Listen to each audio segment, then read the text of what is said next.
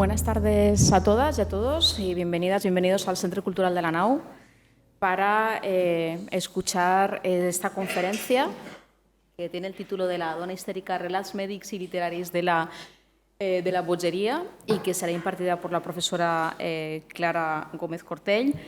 Esta actividad forma parte de los actos de clausura de la gran exposición que ha tenido lugar en la Nau, no solamente en la Nau, sino también en el Palau de Cerveró, y que en realidad os invito a que continuéis, disfrutándola, porque esta exposición, que es una vitrina, continúa en el Palau de Cerveró hasta el 24 de diciembre, hasta justo antes de Navidad, con lo cual os animo a un poquito de publicidad y os animo a que visitéis esta tercera parte que ha sido comisariada por Enric Novella y Javier Balaguer y que tiene por título La Pedra de la Bogeria, una historia de la terapéutica psiquiátrica, y que es interesante porque va desde la trepanación hasta los tratamientos médicos actuales. La exposición, que todavía podéis ver el cartel en el claustro, que es la Nau dels Bojos, es una exposición que ha sido comisariada por Cándido Polo y por Ana Hernández y que ha tenido mucho éxito. Ha estado, expuesta desde el 12 de mayo hasta el 23 de octubre, hasta hace muy poco. Y, ha querido ser una exposición, como digo, muy tentacular, ¿no?, o poliédrica, con una instalación, con dos instalaciones también de dos artistas que se han mostrado en la sala de estudio y en el claustro. Y, como digo, esta conferencia que vamos a escuchar hoy, dentro de las actividades del aula de narrativas, pues sería un poco una actividad que clausure o que sea como una especie de colofón de esta exposición. De hecho, si pones un poquito el vídeo, voy a mostraros un vídeo rápido para aquellos que no hayan podido disfrutar de la exposición, al menos que vean a Cándido Polo explicando en qué ha consistido. Tenéis el catálogo, parece que estoy haciendo aquí la publicidad, porque es muy interesante.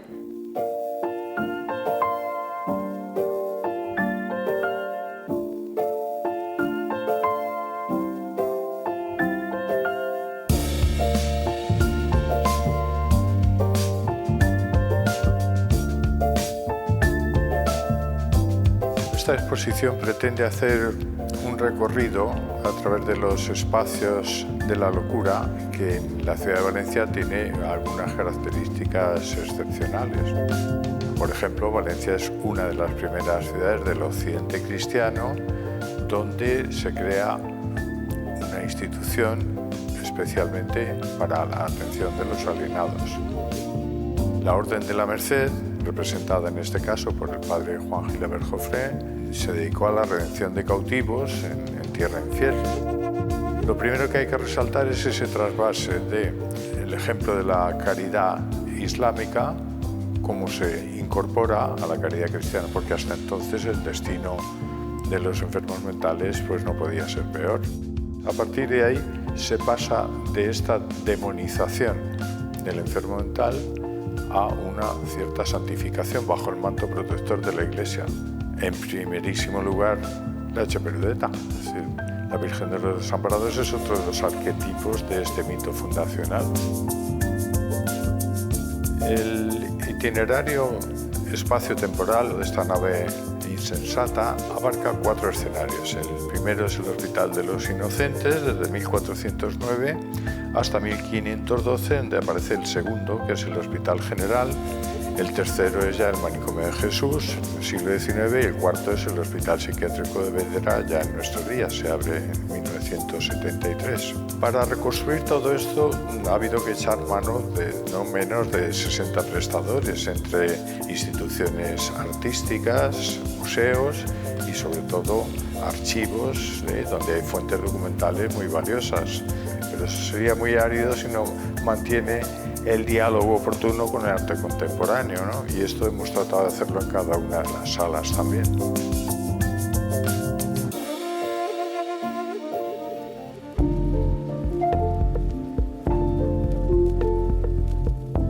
Cuando el público entra a la sala Academia, lo que va a encontrar es un relato que se sigue a través de documentos, de libros y de imágenes de obras de artistas. Vamos a ver obras de Goya, de sus grabados, en los que nos habla de la segregación del otro, el equipo Crónica, en la imagen de Santa Teresa, que va a hablarnos de la cedilla mística, o cuando nos paramos a hablar de la frenología en la sección de cuerpos y almas en la obra de Artur Heras.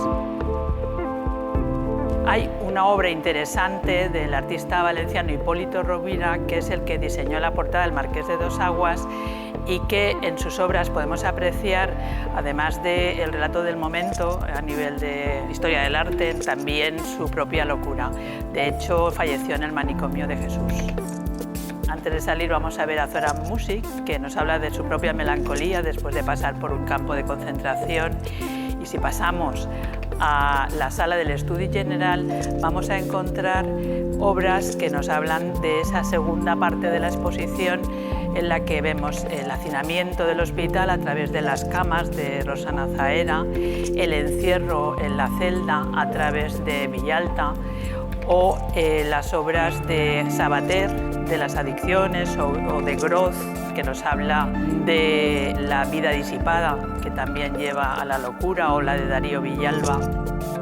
Veremos también obras de Ana Teresa Ortega, que nos muestra un personaje muy importante para el movimiento de la antipsiquiatría, que era Antoni Artaud, el poeta, o la recreación que hace de este hombre, digamos, descentrado, Chema López, en su obra El Corredor.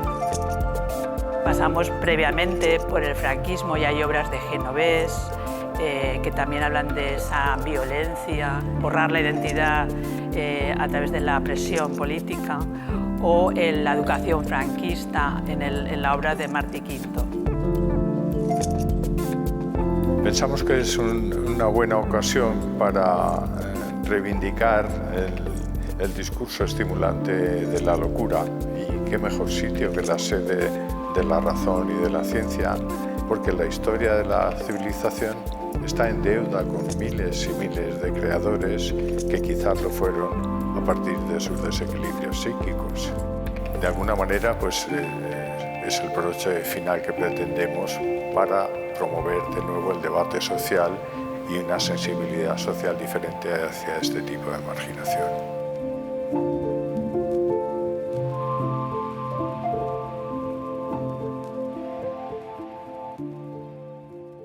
Bien, pues con este recorrido rápido es un poco para crear este sustrato que dé pie a esta conferencia. En la Sala Academia había un recorrido histórico por, digamos, por todas las etapas de los espacios de la locura, por llamarlo de alguna forma, en la ciudad de Valencia, ¿no? Con el Hospital de los Inocentes, el Padre Jofré.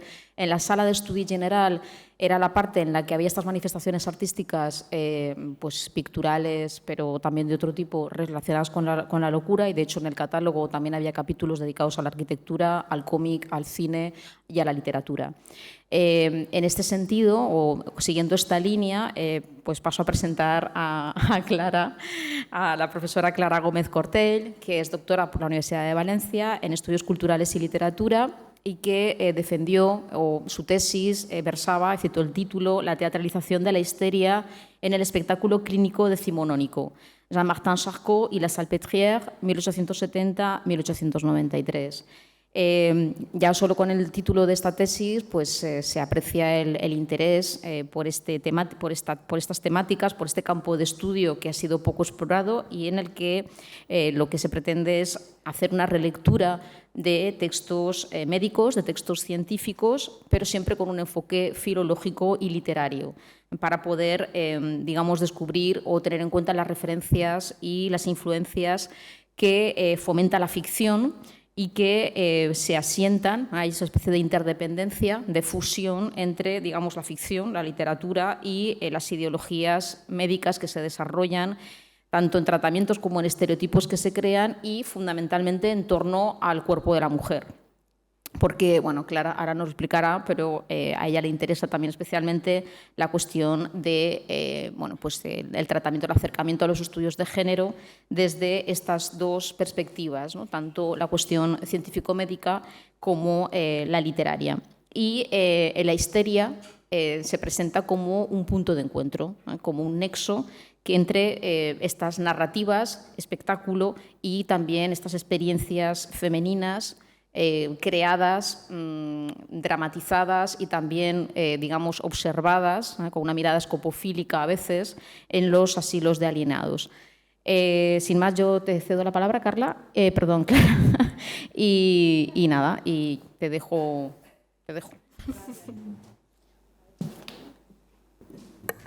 Hola. Bueno, en primer lugar, me gustaría darle las gracias a Adela por la presentación. Me gustaría darle las gracias también a Cristina por invitarme, a los asistentes y pues, al aula de narrativas, a la Universidad de Valencia. Tengo pues, un ratito, así que intentaremos pues, durante la próxima hora intentar pues, explorar un poco esos personajes histéricos o esas historias que salen de la literatura médica, la literatura de los autores franceses, de los autores americanos, etc. Así que empezamos. El 16 de agosto de 1882, el periódico Gil Blas publica en su portada un artículo incendiario con título Une femme, que se puede ver un poquito más para abajo, es decir, una mujer, y en el que se podía leer: histérica, señora, es la gran palabra del día. ¿Está usted enamorada? Es histérica. ¿Es usted indiferente a las pasiones que agitan a sus semejantes? Es histérica, pero una histérica casta. ¿Engaña usted a su marido? Es histérica, pero una histérica sensual. ¿Roba usted retales de seda en una tienda? Histérica. ¿Miente usted constantemente? Histérica. ¿Es usted golosa? Histérica. ¿Es usted nerviosa? Histérica. ¿Es usted esto, lo otro? ¿Es lo que todas las mujeres han sido desde el comienzo del mundo? Histérica. Histérica, le digo. Este artículo lo firmaba un tal Maufrigneuse, que resulta ser nada más y nada menos que el seudónimo de Guy de Maupassant, que, bueno, escritor naturalista de obras como Bel-Ami, como Bola de Sebo, Boule de Suif. Y es que la histeria justamente es, sin lugar a dudas, pues la enfermedad femenina que marca el siglo XIX, lo llaman la enfermedad del siglo, y es la enfermedad de las mujeres, y que marca ese siglo, marca a sus autores, marca a los médicos, marca a los pensadores y, sobre todo, marca a las ciudadanas, marca a las mujeres, ya que son ellas justamente las pacientes. Hoy me gustaría intentar explorar los relatos alrededor de la histeria, justamente, y las perspectivas, tanto médicas como literarias, de este trastorno. Particularmente me gustaría centrarme en Francia y en el mundo anglófono, porque bueno, yo creo que todos los que venimos aquí venimos un poco a hablar de nuestro libro, entonces me voy a centrar también en lo que yo soy especialista, y entonces veremos cómo la medicina se literaturiza y cómo la literatura se medicaliza al explorar pues, varios paradigmas y arquetipos histéricos. Lo que yo no quiero hacer tampoco es una lista de todos los personajes histéricos que han existido en la literatura, ni todos los autores que hablan de ella, así que bueno, he seleccionado unos pocos y hablaremos de ellos a través de esa visión de la histeria que va cambiando. Así que veremos ciertos prototipos de mujer histérica en la literatura médica, en el teatro, en los relatos cortos o las creaciones surrealistas al final. Así que entenderemos o intentaremos entender la histeria a través de su polimorfia, de su naturaleza cambiante. Así que vamos a ver pues, a la mujer seductora, vamos a ver a la mujer cruel, a la mujer encerrada y finalmente a la mujer liberada. Todo esto va a entrar dentro de todos esos arquetipos que podemos ver dentro de la histeria. Para esto me gustaría también centrarme en el hospital de la Pitié-Salpêtrière, el hospital parisino de la Salpêtrière, que sigue en marcha hoy en día y sigue siendo el hospital más grande de toda Europa. Lo pueden visitar si quieren, se van a perder porque es un poco laberíntico, pero sigue en pie desde hace ya bastantes siglos. ¿Por qué vamos a estudiar esto? Porque justamente durante el siglo XIX era un asilo de locos Así que he intentado pues, encontrar esa relación con la exposición de la que hemos visto el vídeo. Tras ello, hablaremos un poquito o haremos un pequeño viaje por la literatura, y entonces empezaremos en el siglo XVII, seguiremos un poco por el siglo XIX y terminaremos ya en el siglo XX para terminar. Para esto voy a intentar enmarcar la charla especialmente en la histeria de finales del siglo XIX, es decir, la que es previa a las investigaciones sobre el inconsciente de Freud. Porque para mí pues me resulta que es la histeria más espectacular, obviamente, bueno, yo qué voy a decir, pero es la más espectacular, la más popular en aquel momento y es la que más llama la atención de todo el público. Así que, pues para hacerle un poco honor a la exposición, que la verdad es que a mí me pareció fascinante, espero que hayan tenido ocasión de verla, esta nave de los locos, está la nau dels bojos, parisina, que también alberga cientos y cientos de pacientes femeninas. Así que me gustaría también centrarme en un momento histórico en el que los hospitales de enfermos mentales encuentran pues, un ascenso como institución, como fenómeno parasocial y además me gustaría centrarme en la histeria porque justamente son las pacientes histéricas las que llenan esos hospitales de locos, esos asilos. Así que ahí vamos a encontrar pues, ese cruce entre todos esos aspectos.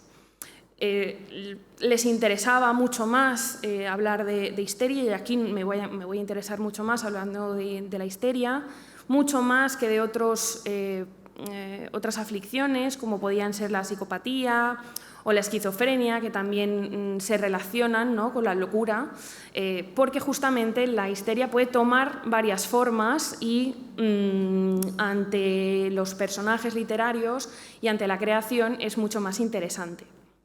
Así que la histeria, esta histeria de la que yo hablo, es uno de los fenómenos con siglos de antigüedad, que ha ido cambiando, ha tenido la oportunidad de ir cambiando de forma, de nombre y de síntomas incluso. Es decir, que no ha habido una única histeria durante la historia, sino que se ha ido transformando. Entenderemos aquí como histeria, primero me gustaría dejar clara como la definición de la que yo voy a hablar, porque es justamente esa histeria del siglo XIX. Pues voy a intentar explicarla de la forma más resumida posible, que es básicamente un trastorno del orden de lo psicosomático, sin origen fisiológico, es decir, su origen es la mente, pero que sí que muestra síntomas físicos. Es decir, se crea dentro de la mente, lo expresa a través de síntomas físicos.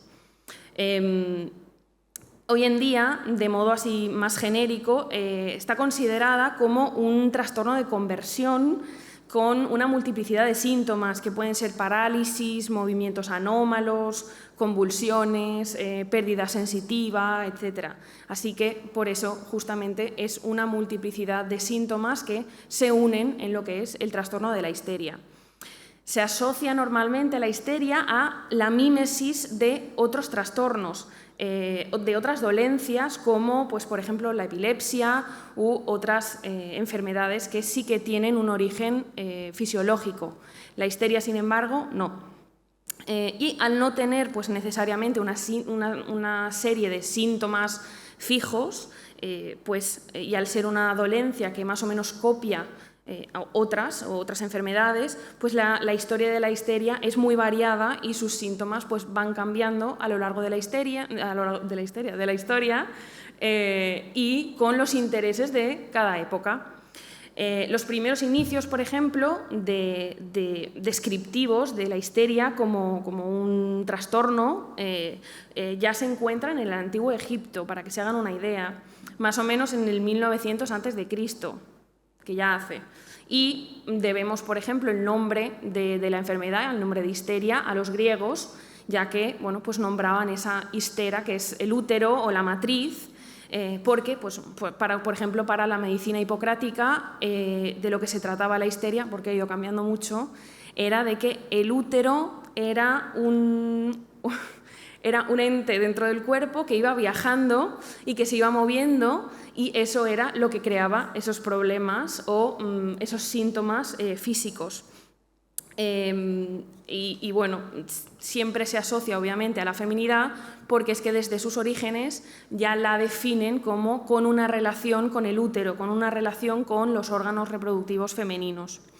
Esta matriz es eso, iría pues migrando hacia otros órganos del cuerpo, pero otras medicinas, otras ramas de la medicina de otras épocas pues decían que el útero era un órgano que se hinchaba y que se deshinchaba como un globo. Hay otras que decían que se comía otros órganos. Tenemos una variedad muy grande. Así que la concepción de histeria pues va evolucionando con la sociedad, va evolucionando con las modas que encontramos también en la medicina, no solamente en la sociedad, y pues pasamos, por ejemplo, por la teoría de los humores, en la que pues, se decía que el cuerpo estaba formado por los elementos básicos, el fuego, el aire, etcétera, y que tenían que estar en armonía.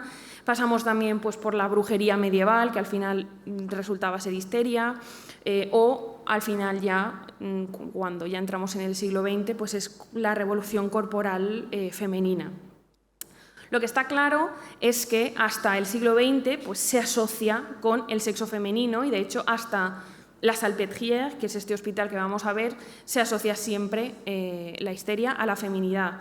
Se asocia a el hecho de que pues, la mujer, de forma extremadamente simplista, según esos médicos, pues era más dramática o era más sensible, o una serie de características que se han asociado de forma clásica a la feminidad.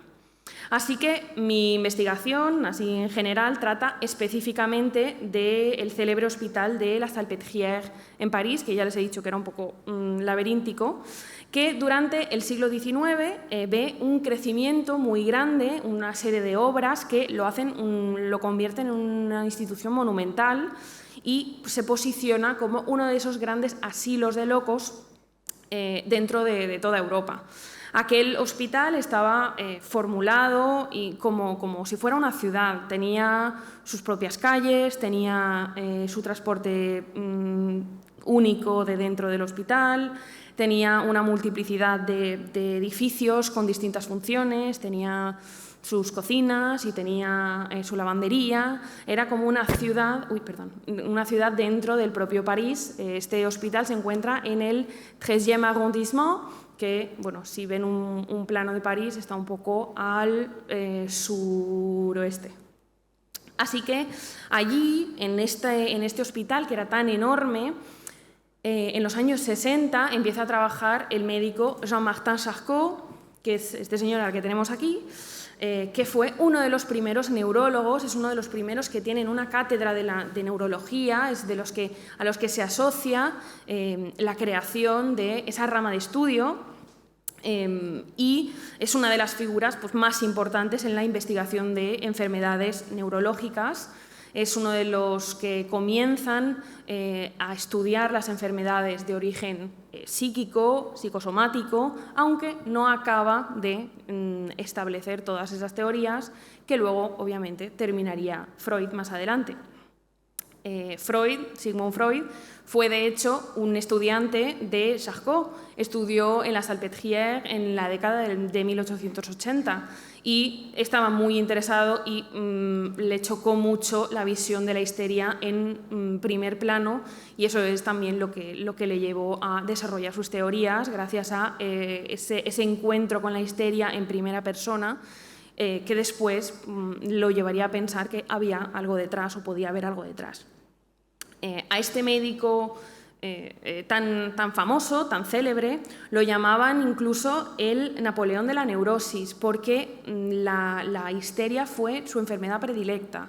Se hizo famoso gracias a las presentaciones de pacientes delante de un público que igual era 4 o 5 veces más grande que esta sala, y presentaba a pacientes todas las semanas, sobre todo pacientes femeninas, como si fuera un poco un espectáculo, y pues sus pacientes tenían ataques, convulsiones, etcétera, delante del público, lo cual lo hacía muy espectacular, lo cual hacía que llamase mucho la atención y así él lo aprovechaba para hacer sus investigaciones para que más dinero entrase en el hospital y él poder hacer todas las investigaciones acerca de también todas las demás enfermedades de neurología que a él también le gustaba estudiar.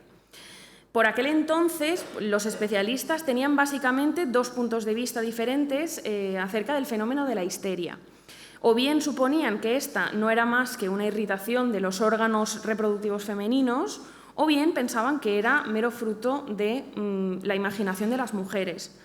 ¡Qué sorpresa! Pero era, según algunos, un fingimiento teatral, era una actuación.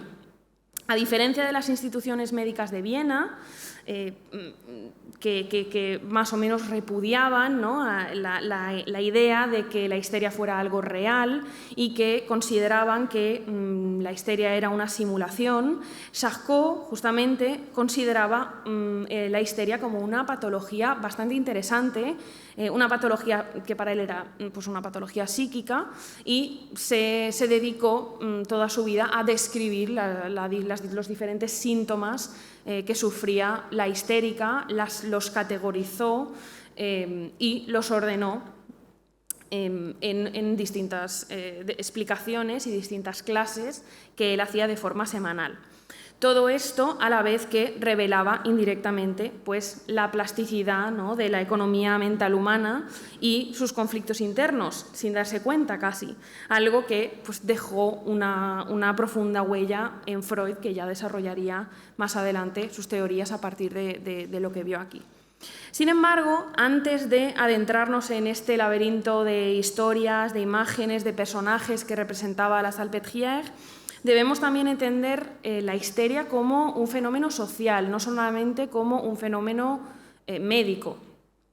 La histeria no constituye solamente un aspecto médico, como digo, sino que es un conjunto de características sociales bastante reconocibles y un comportamiento dentro de una cultura que, en este caso en el siglo XIX, que siempre asocia esta dolencia a la mujer, a la hiperfeminidad, como he dicho antes, al dramatismo, a la sensibilidad, etc.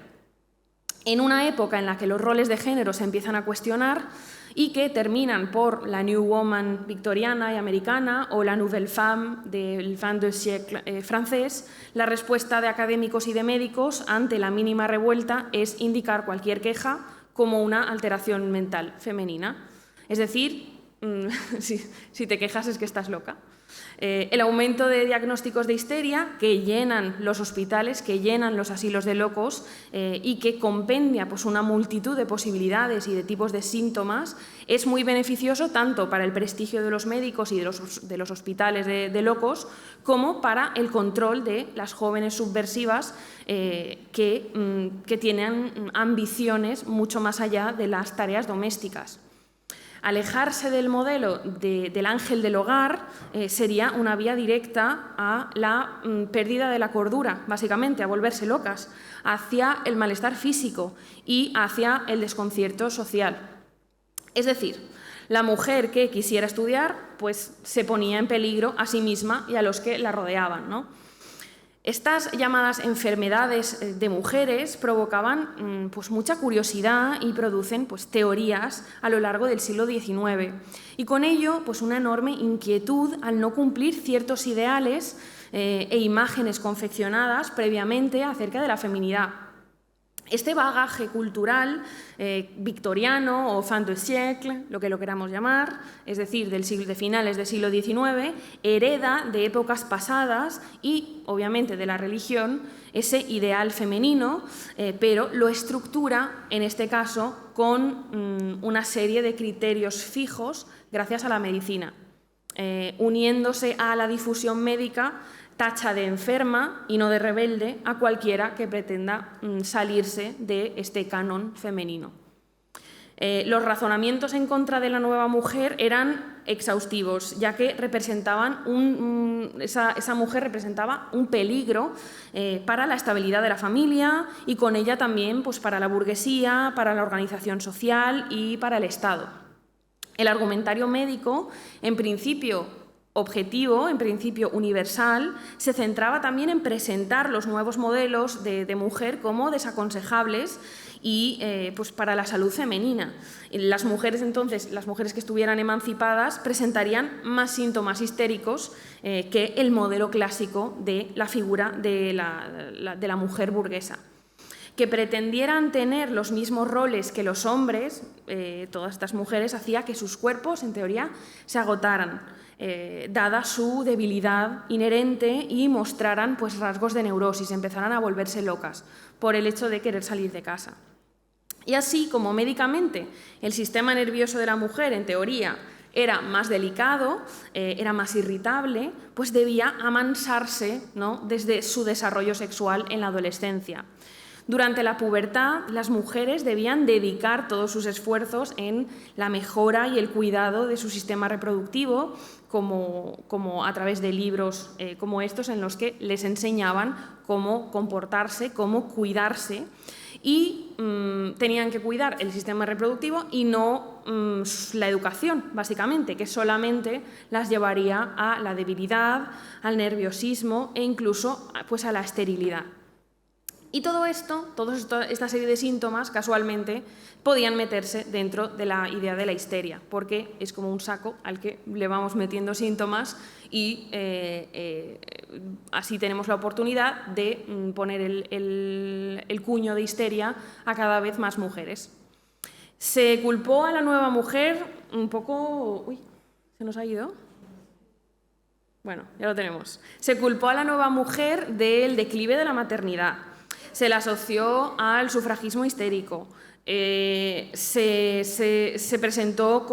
la presentó como alguien que no representaba su sexo, que no representaba a las mujeres, que era una persona pues rara, loca, que debía estar encerrada. Entonces, estos inicios del feminismo, el ver esos inicios en donde lo único que pedían era ser ciudadanas y votar, vehicularon un choque social para el cual pues, la medicina y el patriarcado no estaban preparados. Y de este modo pues, recurrieron a la histerización, yo lo llamo así, ¿no?, a convertir cada vez más a estas mujeres en histéricas como respuesta. Invocaron el diagnóstico médico, que es en principio objetivo e imparcial, para poder mantener el orden ya establecido y para inmovilizar cualquier tipo de rebelión, ya fuera social, intelectual, sexual, consciente, inconsciente, dentro de casa, fuera de ella, lo que fuera, podían invocar esa idea médica, esa idea científica para poder imponerse. Las respuestas médicas y políticas pretendían conservar el puesto tradicional de la mujer y, pues, por supuesto, estas jerarquías de género en las que hay pues, una estructura de poder muy clara. Así que, por su parte, las mujeres que quisieran estudiar, las mujeres que quisieran seguir alguna ambición intelectual, pues quedaban avisadas de los riesgos de sus intereses por la cultura y por el aprendizaje. El mayor exponente de este peligro era el acceso a la universidad, por ejemplo, y el hecho de que tantas jóvenes quisieran hacer pasar sus cuerpos débiles, pobrecitas, ¿no?, por tales traumas. Para la evolución darwiniana de este siglo XIX, las mujeres habían quedado un poco atrás en la evolución y no se podían equiparar con los hombres, eran más flojas, por así decirlo. Así que estudiar o salir del modelo del ángel del hogar les sería muy perjudicial, les vendría mal a ellas. Las ambiciones intelectuales femeninas presentaban un reto para las consideraciones clásicas del género y para la distinción sistemática entre los sexos. ¿Por qué? Porque el hombre debía representar la mente y la mujer debía representar el cuerpo. El hombre representaba la cultura y la mujer representaba la naturaleza. Si rompíamos con todo esto, destruíamos lo que era el modelo social de aquel momento. De modo así paternalista, los médicos también señalaban que la mujer, pobrecita, no era culpable de su naturaleza débil y que, por lo tanto, pues no debían considerar a las enfermas mentales como malas personas, sino pues, como víctimas de su propia naturaleza femenina, que era débil y las había llevado ahí. Así que a partir de ese momento empiezan ciertas campañas de ataques médicos, de ataques también académicos, en contra de la educación de las mujeres, advirtiéndolas de su propio organismo, de su propio cuerpo, y recomendando tareas domésticas más afines a su naturaleza.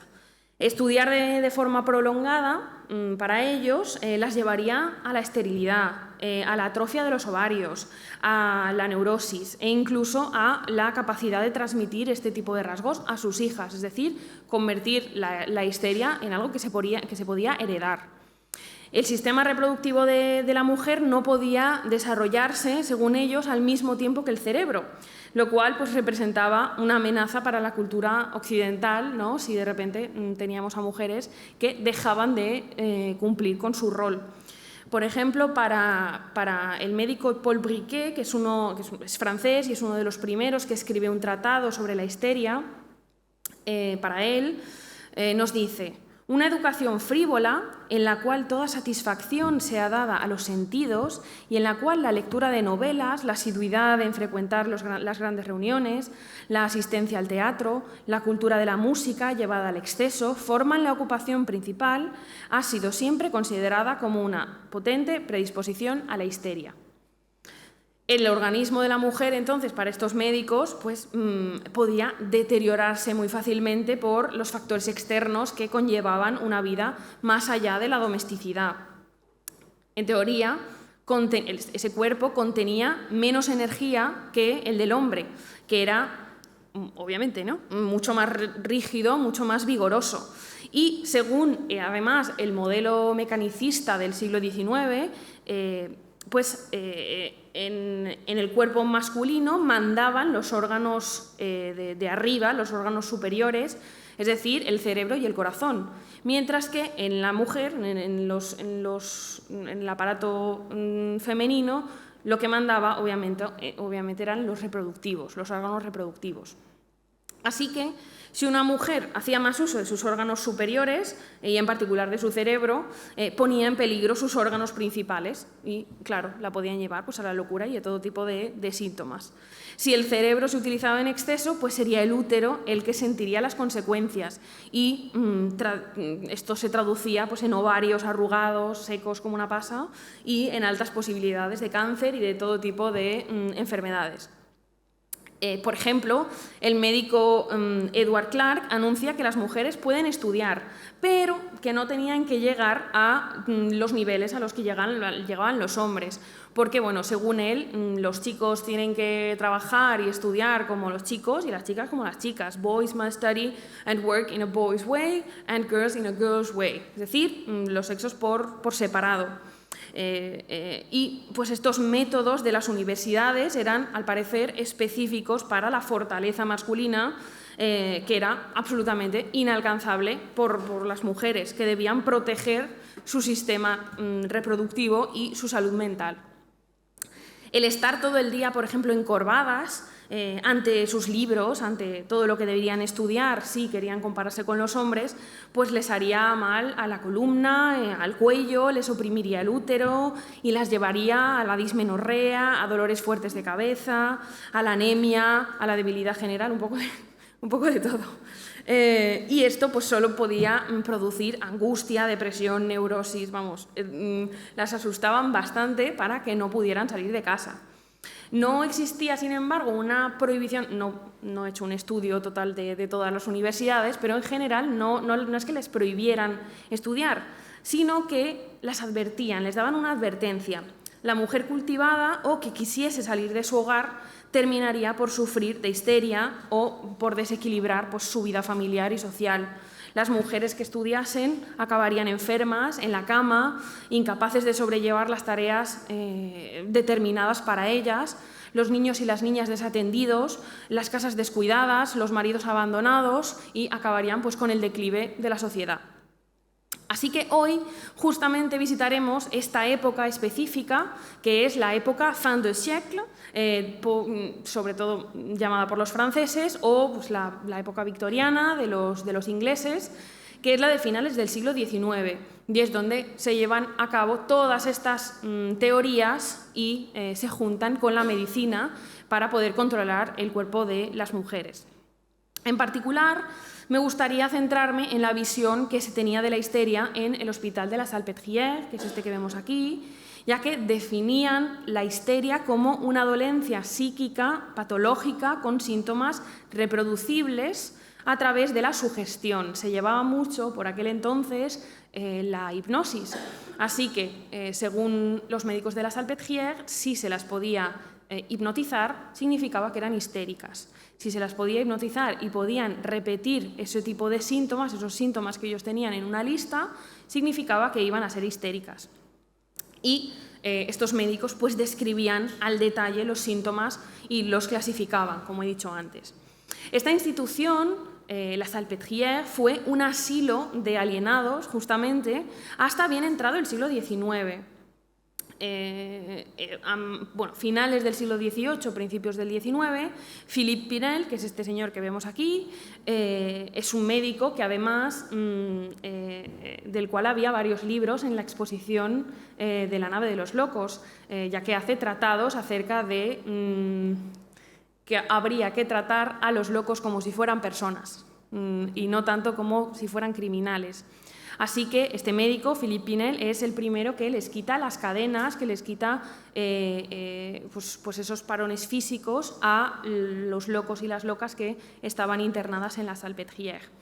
Como la Salpêtrière antes había sido un asilo de mujeres, de vagabundas, de mujeres mayores, de niñas huérfanas, pues tenían una colección enorme de problemas femeninos y una cantidad enorme también de pacientes posibles, ya que pues, la población de la Salpêtrière llegó a ser de casi 2.000 personas, 2.000 enfermas dentro del hospital. Así que, claro, ahí había dónde elegir. Entonces, en esta época fin de siècle, este hospital se convirtió tanto en un enorme aparato de renombre científico como en el hogar de mitos, de historias que fascinaban al público parisino, que estaba un poco ávido de novedades en su vida social y así que trataban la Salpêtrière, trataban sus visitas de la Salpêtrière como si fuesen al teatro, básicamente.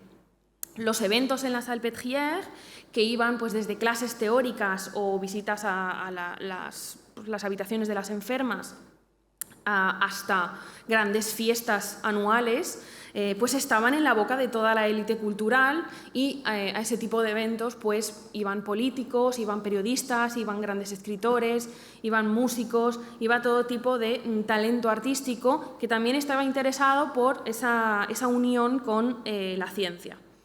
La atracción principal, diríamos, eran las clases del doctor Charcot, el señor que hemos visto antes, quien, pues de forma semanal, presentaba ante un enorme público, ya he dicho, pues, de unas 400 personas cada martes y cada viernes, a pacientes histéricas, presentaba a esas pacientes delante de todo el mundo con el fin pues, de enseñar esos síntomas, de explicar los razonamientos médicos, de poder explorar sus propias teorías, y esto pues, significaba que podían presentar a varias mujeres semidesnudas o con un camisón blanco, simplemente teniendo pues, un ataque de histeria en un escenario que sería como este, donde se tiraban por los suelos, en el que se contorsionaban, gritaban, gemían, decían improperios, eran hipnotizadas y toda una serie de eventos muy espectaculares.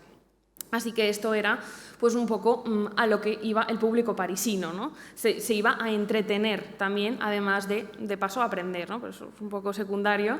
Entonces íbamos a entretenernos y ver a esas mujeres jóvenes teniendo esos ataques tan espectaculares.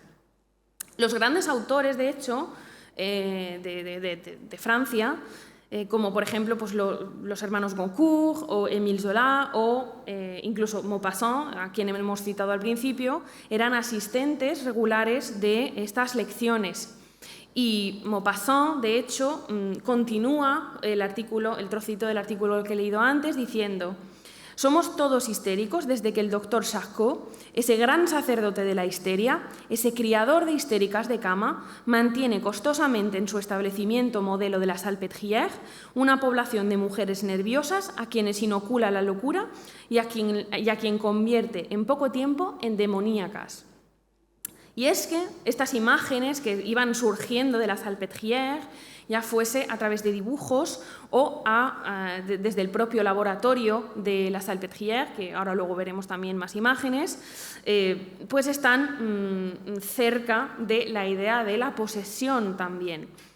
Están tan cerca que el propio Charcot, que estaba muy interesado en la cultura y en la historia del arte, publica un libro que se llama Las demoníacas en el arte, donde analiza obras, bueno, se lo recomienda a todo el mundo, pero analiza obras de la historia del arte donde aparecen posesiones demoníacas y dice que al fin, bueno, el resumen es que es histeria. El resumen es que lo que se había visto pues en el medievo, en el Renacimiento, en los cuadros barrocos, etcétera, en las estatuas de lo que serían las posesiones, en realidad eran ataques de histeria. Y lo compara con los dibujos que hacen de sus propias pacientes o con las fotografías que les toman, y así pues se da la razón a él mismo, que también pues era su trabajo. Y además del espectáculo visual a través de, estas son los ejemplos de imágenes de las que hablaba antes, pues además de ese espectáculo visual a través de las exhibiciones en persona y de fotografías como esta, aquí por ejemplo aparece, las tres son la misma paciente, se llamaba Augustine, era como la paciente estrella, porque posaba muy bien, no sé si lo podemos apreciar. Posaba muy bien, era muy fotogénica, no se movía, antes tomar fotografías era muy difícil, el sujeto no debía moverse, claro, en el caso de la histeria se mueve, así que una buena modelo era la que se quedaba quieta. Augustine era como una de las estrellas de ese hospital y una de las representantes de la idea del cuerpo histérico, pero bueno, pues como vemos, va en camisón, va semidesnuda, está enseñando toda la pierna, cuando en el siglo XIX la verdad es que no se enseñaba ni un tobillo, entonces que pudiésemos encontrar imágenes así, pues resultaban muy fuertes. Así que, además de pues, estas imágenes, los médicos iban completando ese mito de la histeria, publicando en distintos volúmenes los historiales clínicos que acompañaban estas fotografías. Publicaban esas fotos pues, en compendios, pero las acompañaban de los historiales de esas pacientes con detalles personales, muchas veces publicando sus nombres, es decir, quitándoles totalmente el anonimato, y escribiendo detalles muy íntimos acerca de la vivencia histérica. Comentaban, por ejemplo, los sueños eróticos que tienen las mujeres, cómo se imaginaban que las visitaban pues, amantes secretos, cómo se masturbaban por la noche y pues, muchas otras intimidades justamente publicadas sin el consentimiento de las pacientes. En la famosa Iconographie photographique de la Salpêtrière, que es un compendio de muchas publicaciones durante muchos años donde se publican fotografías como esta, leemos muchos casos clínicos de distintas pacientes y tienen un tono sexual muy notable. Por ejemplo, les voy a leer pues, un trocito del historial clínico de una paciente. Las visitas nocturnas de su amante imaginario empezaron hará 2 años. Según ella, el señor X, que era un amante anónimo, venía a verla bajo el pretexto de experimentar y sobre todo con el fin de asegurarse de que ella sentía genitalmente. Por la noche la visita de nuevo el señor X. Tienen relaciones sexuales repetidas en las cuales ella asegura sentir como antes. Está toda sudada y sus partes genitales están húmedas.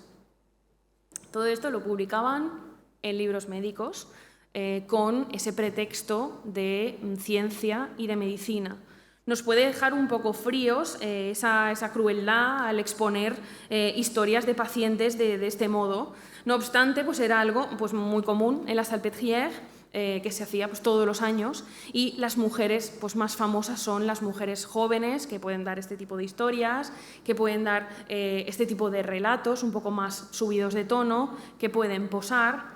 son las mujeres atractivas, son las mujeres a las que pueden mostrar en las clases, van a asistir más, bueno, el público parisino va a asistir más a una clase de una chica joven que se contorsione en el escenario que a la de pues, un señor mayor al que traen una camilla. Entonces, se crean como estrellas dentro de ese hospital, dentro de ese asilo de locos. Hay como una jerarquía de mujeres y esas jóvenes y guapas y llamativas son las que mandan entre las demás. Así que, con este tipo de historias y con este tipo de fotografías, yo creo que podemos también visitar esa primera imagen de la histeria, que es la de la mujer seductora, que es la de la mujer sexual.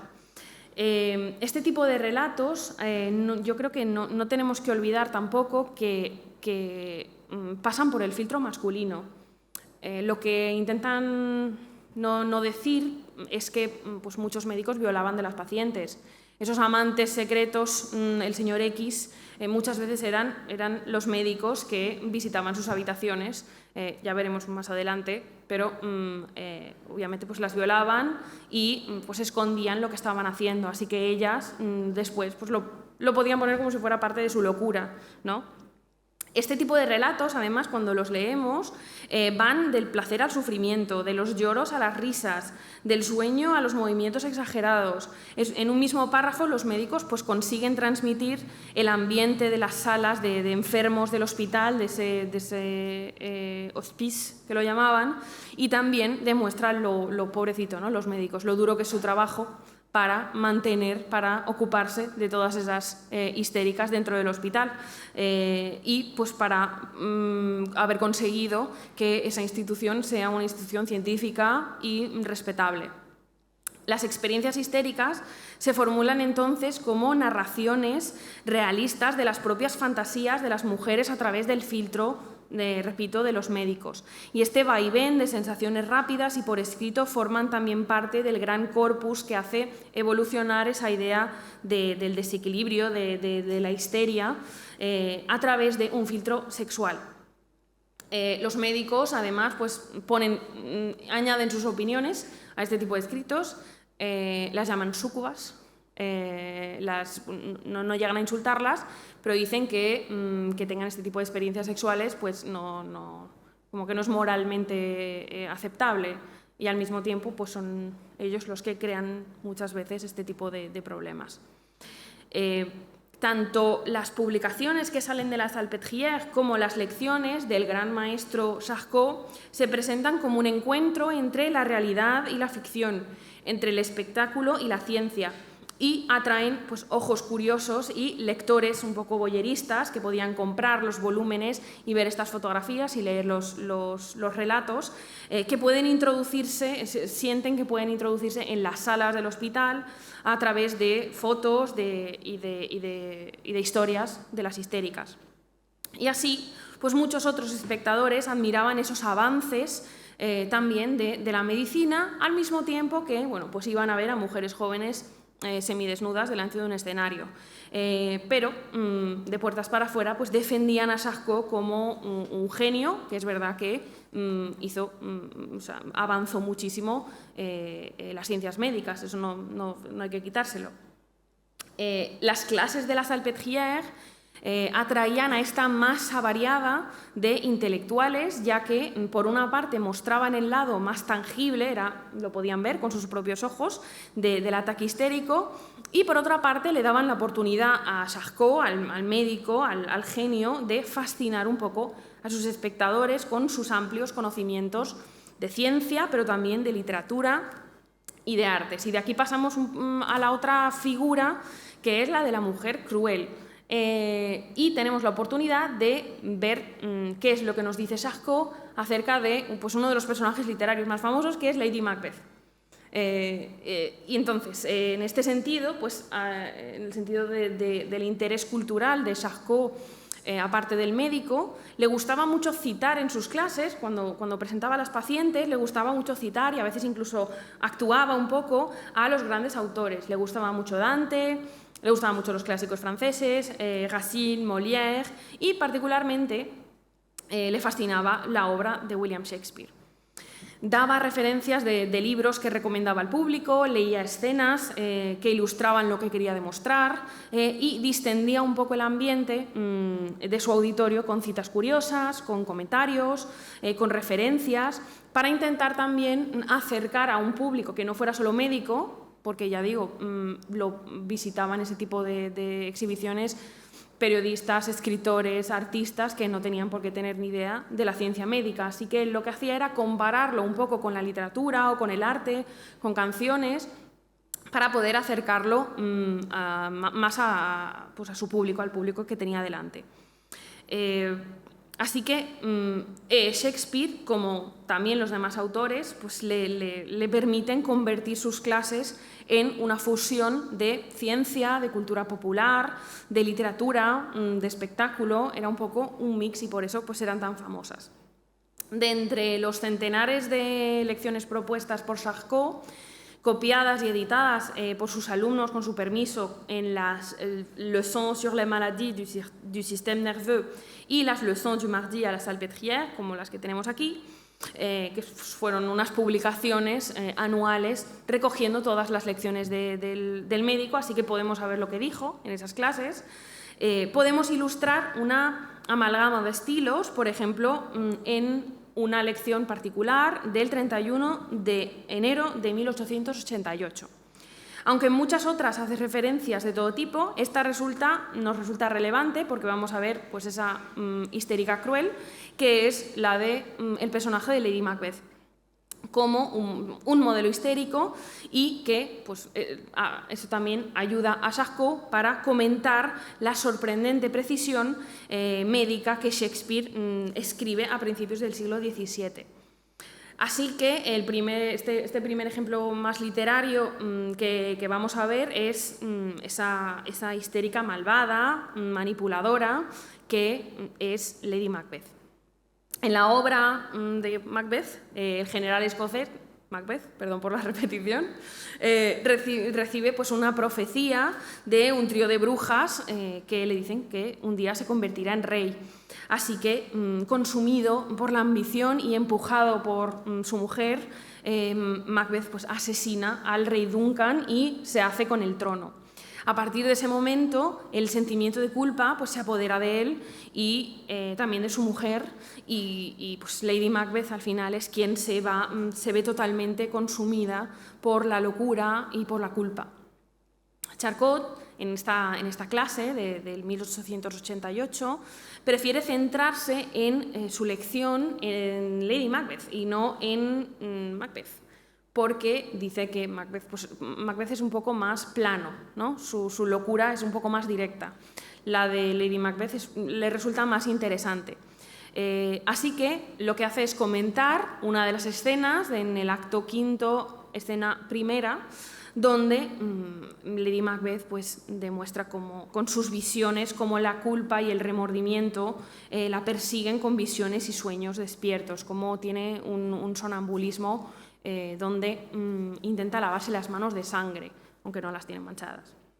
Sin embargo, Lady Macbeth comienza pues, esta lenta deriva hacia la locura, así como pues, la ambición que la afecta pues, más fuerte que a Macbeth, pues, la culpa también la afecta gravemente.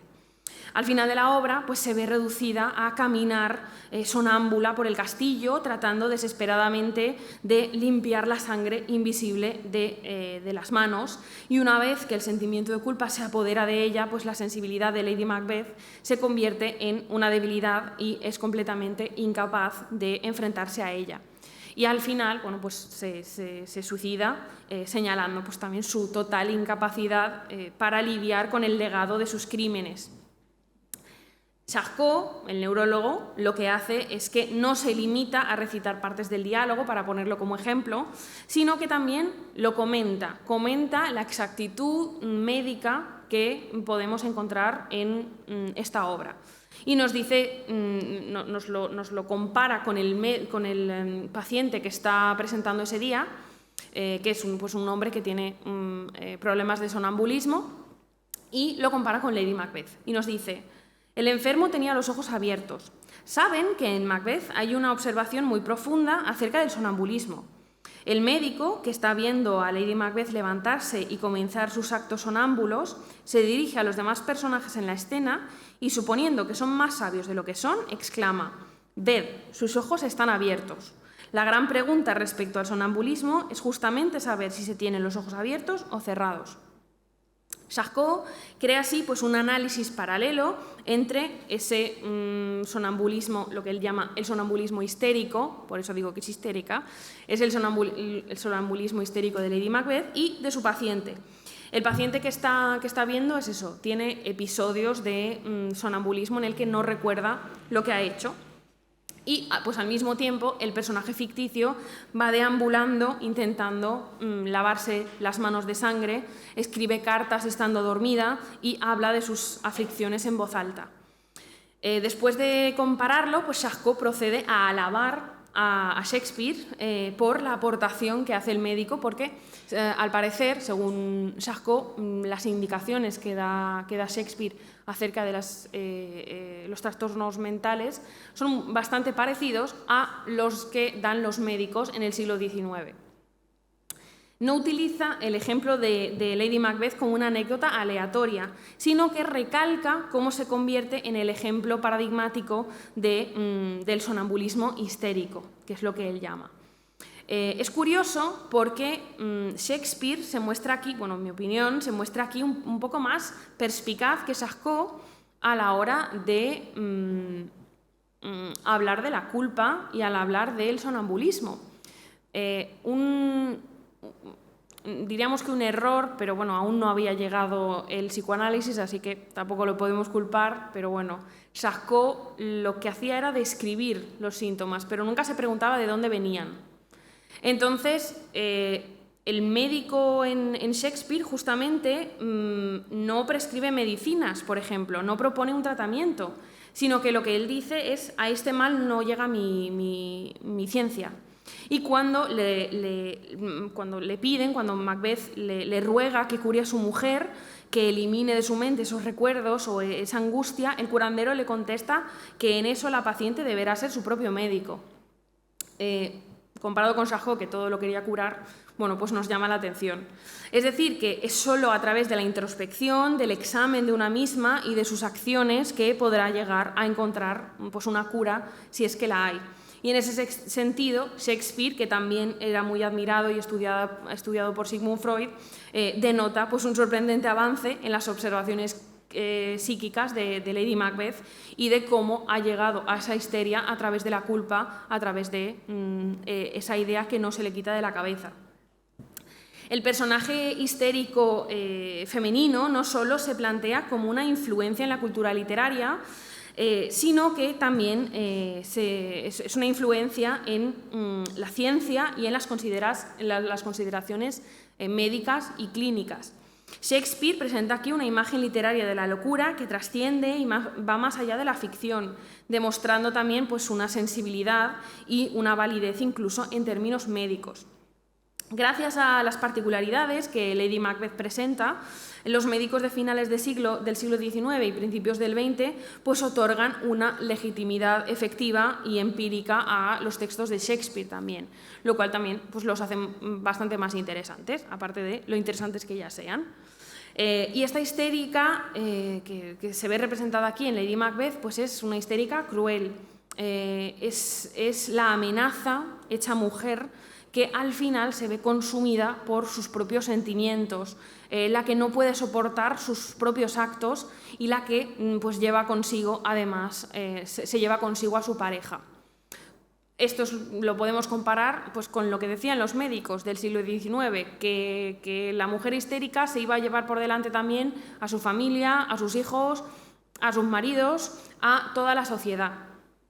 Así que con esta pequeña conexión viajamos un poco del siglo XVII, desde Shakespeare, nos vamos a Estados Unidos y pues vamos a ver lo que nos quería decir otro ejemplo que me ha parecido buena idea añadir, que es el de Charlotte Perkins Gilman, que es una intelectual americana de finales del siglo XIX y de principios del XX. Yo creo que aquí pues, todo el mundo conoce a Shakespeare, pues esta mujer quizá no todo el mundo la conozca.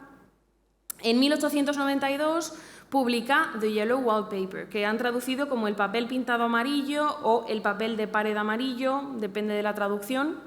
Pero es un relato que perfila otro modelo de la histeria, algo un poco más contemporáneo al siglo XIX, ya que pues, es justo la época de la Salpêtrière, es justo la época de Charcot. Y pues, de algún modo pues, nos resulta un poco más realista, porque además pues, lo escribe una mujer que, bueno, según ella, también tenía problemas de nervios y estaba familiarizada con este tipo de síntomas. Esta vez no hay médicos decimonónicos que hablen del personaje principal y no hay ese filtro masculino, sino que estos están integrados en la propia historia, son personajes. Cambiamos entonces tanto el análisis como el tono y la mirada de la histeria, ya que esta vez la vemos desde la perspectiva de una escritora que habla del modelo histérico como una mujer encerrada, y es el siguiente que vamos a ver. Es esa mujer a la que los médicos, como hemos visto antes, aconsejan quedarse en casa, no salir, no leer, no escribir, no hacer nada. La narración se hace desde la perspectiva de la protagonista, que escribe un diario en los momentos en los que puede quedarse sola. La historia comienza con la descripción de una enorme y magnífica casa que el marido de la protagonista ha alquilado durante sus vacaciones de verano. Ella sufre de una depresión nerviosa, al parecer con tendencias histéricas, diagnosticada, curiosamente, por su propio marido, que también es su médico. Es el esposo, marido, médico, lo mezclamos un poco todo. Así que, con ironía, pues la narradora nos dice cosas como: si un médico de prestigio, que además es tu marido, asegura a los amigos y a los parientes que lo que le pasa a tu mujer no es nada grave, solo una depresión nerviosa transitoria, una ligera propensión histérica, ¿qué se le va a hacer? Y ahí comenzamos con esa narración en la que se describe una magnífica casa, pero ella siente que, la narradora siente que ocurre algo extraño, que algo no va del todo bien. Y aunque al comentárselo a su marido, pues bueno, pues desestima un poco sus sentimientos, ¿no? Sus opiniones, le dice que está exagerando o que son imaginaciones suyas. El tratamiento que le dan para curar esa histeria es el de rest care, que se llevaba mucho en Estados Unidos. Es decir, no hacer nada, básicamente. Se llamaba el tratamiento por descanso. ¿Qué significaba esto? Pues no salir de casa, intentar estar la mayor parte del tiempo en la cama, no tener actividades sociales, no tener actividades intelectuales, no hacer nada, no poder escribir, no leer, no se podía hacer pues prácticamente nada. Y al tener pues prohibido justamente leer o escribir, pues esta narradora, que va escribiendo en su diario, lo que leemos en teoría es su diario, solo va añadiendo entradas cuando su marido o su cuñada, que también la cuida, no están en la habitación, porque claro, lo tiene prohibido.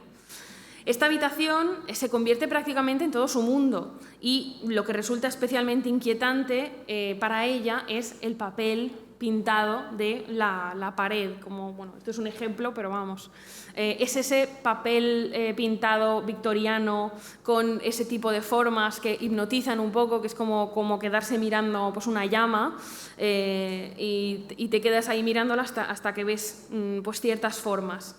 Pero este papel con el que ella convive en esa habitación tiene algo un poco perturbador, tiene algún aspecto oculto que no deja que la narradora descanse. Conforme van pasando las semanas y con la soledad y la falta de actividad, pues comienza a intentar encontrarle un sentido al patrón, lo cual pues, se convierte en su entretenimiento principal y prácticamente su obsesión, es que no puede hacer nada más. Así que, ¿qué es lo que le pasa? Pues que comienza a ver la silueta de una mujer que insidia y que acecha desde detrás de los dibujos del papel amarillo. La ve también en los jardines, la ve moverse, la ve tras los barrotes de su ventana, la ve escaparse de vez en cuando por la noche.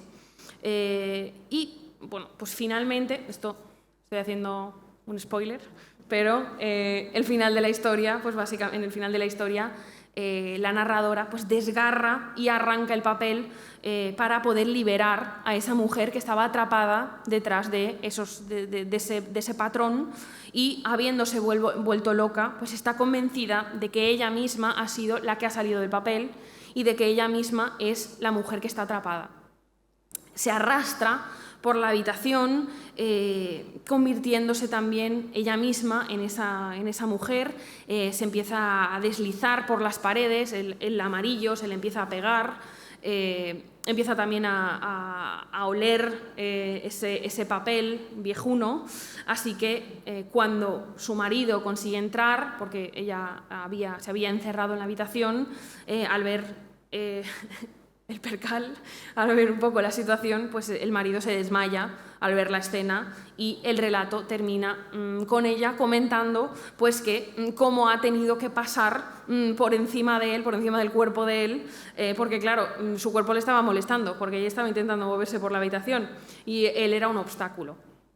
Es un relato de pocas páginas, pero la verdad es que yo lo recomiendo mucho porque acabas entrando en ese papel amarillo y esa obsesión con ese papel. Pero bueno, este relato se distingue de las demás representaciones histéricas que hemos visto antes, porque pues, la autora escribe desde su propia perspectiva como una mujer a la que le habían dicho que tenía problemas de nervios. La histérica aquí se convierte en la mujer encerrada. Es el desenlace de las teorías médicas que desaconsejan su desarrollo intelectual, ¿no? Es la consecuencia de las recomendaciones científicas, en teoría objetivas, que hemos visto previamente. El marido todo el rato le está diciendo pues, que se tiene que quedar en la cama. Eso es la recomendación médica, es la recomendación científica. Y finalmente, justamente, quedarse dentro de casa, no moverse, es lo que acaba volviéndola loca. Charlotte Perkins Gilman, además, en sus otros escritos, es bastante crítica con quien sería su médico, que era el doctor Mitchell, que es uno de los grandes impulsores de este tratamiento por descanso, de que las mujeres no se muevan, y de encerrar a las mujeres con tendencias histéricas. Además, en el mismo artículo donde critica a ese médico, pues indica que escribió El papel pintado amarillo para que muchas otras pudieran ser rescatadas de estos tratamientos que las volvían locas. La función de esta cura, de la cura por descanso, era ayudar a las pacientes a ganar peso y a ganar sangre lo más rápidamente posible, mediante una dieta rica y el esfuerzo mínimo. Mitchell, por ejemplo, ese médico, solía pesar a sus pacientes todos los días y contaba cualquier aumento de peso sustancial como un éxito rotundo, y en la historia, por ejemplo, John, que es ese marido médico, aunque le dice que aunque ella no lo pueda ver, ella le dice que ella no está mejorando. Pero él le dice, yo soy el médico. Y entonces le dice, soy médico, cariño, y sé lo que me digo. Estás ganando peso y color, y tu apetito mejora. La verdad es que yo estoy mucho más tranquilo que antes. Menos mal que él está más tranquilo, ¿no? Y además, pues, el médico en el que pues, esta historia también está basada consideraba la función reproductiva de la mujer como un índice de salud general. Era un éxito si la mujer pues, volvía a tener la regla, si podía quedarse embarazada, y volvía a sus funciones, ¿no?, femeninas, de ser una esposa, de ser una madre, y en esta historia pues el marido también consideraría que un éxito médico sería que su mujer volviese a ser su esposa, volviese a ser madre de sus hijos, y bueno, como no está de más, pues también tener razón como médico, ¿no? Esta elección de la figura histérica difiere un poco de la norma de la que se habla normalmente, en la que los hombres, escritores o médicos, son quienes comentan el trastorno un poco en tercera persona. En este caso, la narradora, por ejemplo, no tiene nombre, y como además es un diario, está escrito en primera persona, así que cualquier persona que la lea puede entrar dentro de ese relato y sentirse identificada con lo que le está sucediendo. Es interesante también pensar pues, en esta histérica encerrada y aislada como una persona anónima, pero al mismo tiempo que es un poco todas. con la que pues, nos podemos,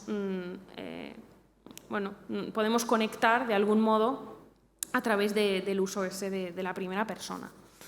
Pero de aquí pues, podemos también concluir que esta mujer finalmente, el momento en el que se puede liberar es en el momento en el que se deja llevar por la histeria, porque al final lo que la estaba oprimiendo, lo que la estaba encerrando era la medicina, era su marido, y al final se libera a través de justamente la enfermedad, la histeria.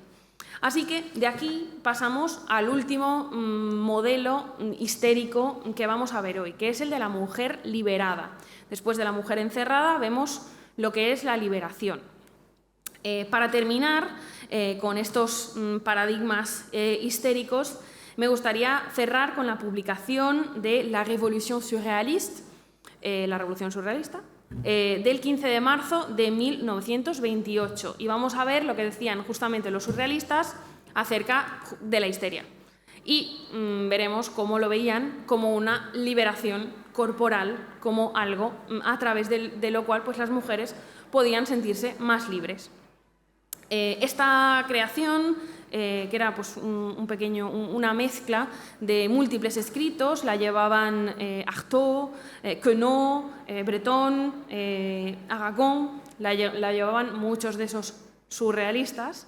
Y en este número 11, además, pues, por ejemplo, podemos encontrar un extracto de Naya, de otros escritos de los demás autores donde escriben un diario sobre sus sueños, y dentro de todas esas historias encontramos un artículo que se llama Le cinquantenaire de l'hystérie, el cincuentenario de la histeria, donde se celebra este trastorno como si hubiese nacido, claro, cumple 50 años, como si hubiese nacido en el 1878. Y justamente como si hubiese nacido en la Salpêtrière y a manos de Charcot. Ellos dicen que la histeria, pues esa histeria de la que hoy hemos hablado, cumple 50 años en los años 20. El texto, bueno, aquí tenemos el borrador, pero ese texto empieza diciendo: nosotros, surrealistas, queremos celebrar aquí el cincuentenario de la histeria, el descubrimiento poético más grande del siglo XIX. El surrealismo no existiría sin Freud y Freud no existiría sin Charcot, y los propios autores del texto, que son justamente Aragon y Breton, le dicen al vienés que le debe mucho al maestro francés, que le debe mucho a Charcot, que le debería dar las gracias. Celebran la existencia de Augustine, la modelo que hemos visto antes que enseñaba la pierna, y la llaman como una musa del laboratorio fotográfico de la Salpêtrière, y de paso pues no dejan pasar la oportunidad, ya que se están dirigiendo a Freud, de preguntarle si recuerda el tiempo en el que los médicos internos de la Salpêtrière, y cito, confundían su deber profesional y el gusto del amor, donde una vez caída la noche, las enfermas se encontraban con ellos en el exterior o los recibían en sus camas. Entonces, estos surrealistas también le están recordando a Freud que esa institución donde él estudió igual se están dejando calladas ciertas cositas que en esos últimos 50 años se han ido descubriendo y que ahora ya pues, son secretos un poco a voces. Y después de citar, lo que hacen es intentar redescubrir la histeria. Así que lo que hacen es citar a varios médicos que van dando definiciones de la histeria. Por ejemplo, pues citan primero a Bernheim, que era uno de los médicos de la escuela de Nancy, que estaban enemistados con la Salpêtrière, y después dan uno de Babinski, que era uno de los alumnos de Charcot. Y después de esto, pues los surrealistas básicamente lo que hacen es desestimar esas definiciones médicas de antaño. Piensan que la histeria es demasiado magnífica para algo tan técnico y que las fases de la histeria, que decía yo antes, que describía Charcot, que eran pues, la fase epileptoide, la fase teatral, la fase de las actitudes pasionales, la del delirio terminal, que estaba todo muy marcado, pues tienen una aura, dicen que tienen una aura magnífica y que recuerdan a un tableau vivant expresivo y puro. Proponen entonces una definición propia de la nueva histeria, después de estos 50 años, cómo ellos van a entender justamente la histeria. Es un poco confusa, pero bueno, el final está muy bien. Y nos dicen: la histeria es un estado mental más o menos irreductible que se caracteriza por la subversión de las relaciones establecidas entre el sujeto y el mundo moral al cual cree pertenecer, fuera de todo sistema delirante. Este estado mental se basa en una necesidad de una seducción recíproca que explica los milagros aceptados de la sugestión o contrasugestión médica. La histeria no es un fenómeno patológico y puede, en todos los aspectos, ser considerada como un medio supremo de expresión. Esta definición, que bueno, al principio es un poquito confusa, un poquito surrealista, defiende la idea de que la histeria es en sí un medio de expresión, de que es un mensaje en sí mismo y de que no debe ser representada pues, por los médicos y no debe tampoco llevar en exceso ese toque medicalizado, porque debería ser una cosa universal que tampoco se dejase llevar por las modas de las distintas épocas o por las modas médicas. La histeria para ellos es la expresión más pura que una persona puede mostrar. Es una serie de sentimientos desatados sin tapujos y que además se expresa a través del cuerpo. Ya hemos dicho antes que comienza en la mente, pero la expresión es del cuerpo. Es un acto teatral en sí mismo. Es una nueva significación artística para ellos de lo que fue el trastorno y que ahora pues, esas ideas médicas pues, ya están obsoletas tras el desarrollo del psicoanálisis. Ahora ya se puede estudiar como un arte, como una expresión de corporeidad pura. La histeria también, según ellos, y aquí también cito, fue divina en la antigüedad, infernal en la Edad Media, desde las posesiones de Loudun a los flagelados de Notre-Dame de Pleurs, que contiene definiciones míticas, eróticas o simplemente líricas, definiciones sociales, definiciones cultas. Ninguna definición clínica, entonces, se le puede acercar a algo pues, tan grande y con tanto magnetismo. Así que, ya estoy terminando, la histeria también del siglo XX, que abandona los antiguos modelos de axiomas científicos o de tropos literarios, de motivos artísticos, consigue finalmente liberarse del bagaje cultural que lleva siglos arrastrando, ¿no? Bueno, siglos, milenios, ¿no? desde los egipcios, y consigue finalmente pues esa liberación y se convierte en una mujer liberada después de haber estado tantos siglos siendo muchas otras cosas. Y como en el papel pintado amarillo, por ejemplo, pues la histeria es la que le da el espacio de expresión a la mujer encerrada. Es la que destapa los verdaderos sentimientos de Lady Macbeth y es la que expresa los deseos más escondidos de las mujeres internas en el hospital de la Salpêtrière. La relectura de la histeria como algo emancipador es algo que a Charcot pues, jamás hubiese planteado, la verdad, y es justamente por eso por lo que debemos seguir pues, deshojando un poco, poco a poco, lo que ha significado este trastorno, esta dolencia que ha causado pues, espectáculo, que ha causado dolor, investigación e incluso redención. Me gustaría terminar hoy con quizá algo un poco evidente, que es que pues en la mayoría de casos en los que se pinta la histeria como un personaje o como un mito o como una lección, la histérica es siempre el objeto que nunca consigue ser sujeto, nunca consigue tomar la palabra. Es cierto que dentro de los ejemplos que yo he elegido hoy, pues Charlotte Perkins Gilman es la que más se podría acercar a esas vivencias de la mujer del siglo XIX, aunque siempre queda pues, cierta curiosidad por poder conocer verdaderamente la perspectiva de todas aquellas mujeres internadas en enormes hospitales que vivían y morían en lugares como la Salpêtrière. Del hospital parisino nos llega un único testimonio de primera mano por parte de una histérica. Y esta vez pues, es sin filtros masculinos, sin filtros médicos. Son las memorias de la bailarina Jeanne Avril, que es esta que tenemos aquí, famosa pues, por ser una de las musas de Toulouse-Lautrec, por ser la protagonista de este tipo de carteles míticos que yo creo que le sonarán a todo el mundo. Jeanne Avril, fue internada en la Salpêtrière cuando era adolescente y fue aceptada justamente en el servicio de Charcot, es decir, ella estuvo allí. Es una visión bastante interesante el poder leer sus memorias, porque nos da como una perspectiva distinta, un poco más realista.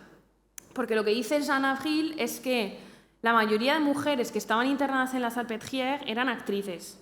Es decir, que era un poco cuento, bueno, lo que dice ella es que era un poco cuento. ¿Por qué era cuento? Pues porque así recibían un poco el amor de los médicos, porque así podían ser las estrellas principales de los espectáculos, porque así podían ser las modelos de las fotografías. Debían llamar la atención en esa población que eran pues, 2.000 mujeres para un poco salvarse dentro de toda esa gente. Es una visión pues eso, bastante interesante porque dice que son simuladoras, que las histéricas son simuladoras, que algunas eran de verdad, pero que la mayoría tenían un poco de cuento. Que eran actrices en busca de reconocimiento, de respeto, de amor por parte de los médicos. Es también quien cuenta de primera mano cómo había médicos que se acostaban con enfermas, lo dice un poco ligero, no lo dice como los surrealistas que van al grano, pero dice, por ejemplo, que escondían a quienes se quedaban embarazadas, que mágicamente volvían después de 9 meses como nuevas, después de un tiempo, que las histéricas, al estar locas, y perdono por utilizar esa palabra, pero se imaginaban que tenían aventuras con los médicos, que en realidad solo se querían acostar con ellas, y pues cómo las trataban según la jerarquía interna de las histéricas. Así que es un poco triste que solo tengamos estas memorias de Jeanne Avril, donde además solo habla de la Salpêtrière en unas pocas páginas, pero resulta muy enriquecedor y muy interesante ver justamente ese otro punto de vista. Lamentablemente, de la Salpêtrière no salieron otros escritos autobiográficos que cuenten sin tapujos la experiencia histérica. Y hoy en día solo podemos comprenderla a través de los distintos prismas que nos ha dejado la literatura o los escritos médicos o las creaciones artísticas. Las mujeres, al final, quedan silenciadas y reinterpretadas a través de la lente de su época, por las consideraciones sociales de lo que deben ser y por las pautas dramáticas de lo que la medicina les impone o incluso por el peso de su historia milenaria, aquella historia que las conecta con su sexo. Aunque suene un poquito cursi, es trabajo nuestro el de resignificar la histeria, el de entenderla de muchas formas, de sacarla del asilo de los locos y de posicionarla como uno de los mitos que mejor reflejan la complejidad de la experiencia no solo femenina, sino de la experiencia humana. Así que solo me queda agradecer su atención, la organización por el aula de narrativas, otra vez a Cristina y Adela por haberme invitado y a todos los asistentes que han podido venir hoy y han podido escuchar todas estas historias histéricas. Así que muchas gracias.